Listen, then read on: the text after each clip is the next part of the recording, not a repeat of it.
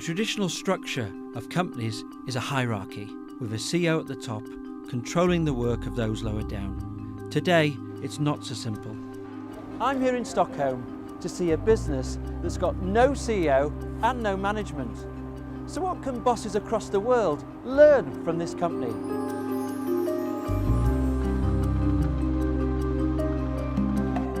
Crisp is a software consultancy business with around 40 people. A few years ago, the firm did something unusual. It got rid of the CEO and left the post empty. People on the outside would say, you haven't got any leadership. So how have you managed to get it to work? I would say we don't have a central leader, but we have lots of leadership. So this wasn't an overnight thing. We started out by having CEOs, and then we took a look at what the things were that the CEO was doing and what the board was doing, and we said, what if we had nobody as our next CEO? What would that look like? We realized that the role has fulfilled whatever purpose it needed, and it's not needed anymore. The person is still here. He was happy to go back to consulting. What happens when you've got a difficult decision to make? We have conferences 2 to 3 times a year where everybody in the company is present, and that's where we make these decisions. And at any time we say that we're going to make this decision and it's valid until the next conference. We're testing it out. Plus the fact that people have gotten kind of used to that leadership is emergent. If you want to get something done, you stand up and start driving that. We're very transparent, like, hey, I just took this decision. What do you say? Was it okay? Or should we change it? And if you don't say anything, I'm going to assume it's fine. Yeah. Right? So we don't have budgets either. So whatever you need to get done, let's say I want to market Crisp at some conference. So that's going to cost us some money. I need to travel there. I need to, stay at a hotel. So I ask who else wants to be in and pay for that. And if nobody wants to, then I pay for it myself, if it's still worthwhile.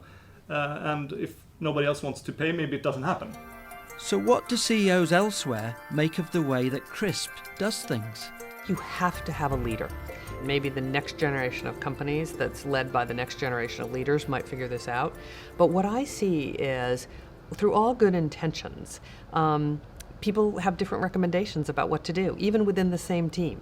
One person says, well, we should do this. Another person says, well, we should do that. For very good reasons. A third person says, but we should really approach it this way. Many times a decision needs to be made. And in the end, at the highest levels, that decision maker has to be me.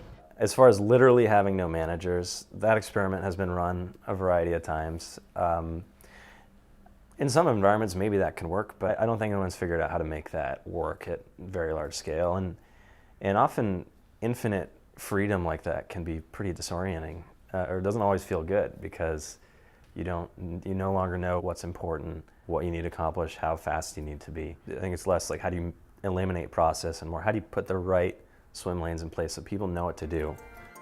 The team at Crisp recognises there's lots of scepticism about their approach, but they point out that the old way of running companies has problems too.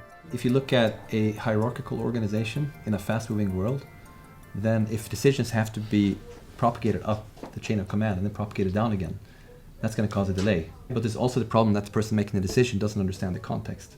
We'd definitely rather act and get results and then discuss and talk about it than have people be paralyzed. If you add engagement and motivation to the equation, it just multiplies, right? People who are engaged and motivated, well, they get motivated if they can make decisions and not wait for somebody else.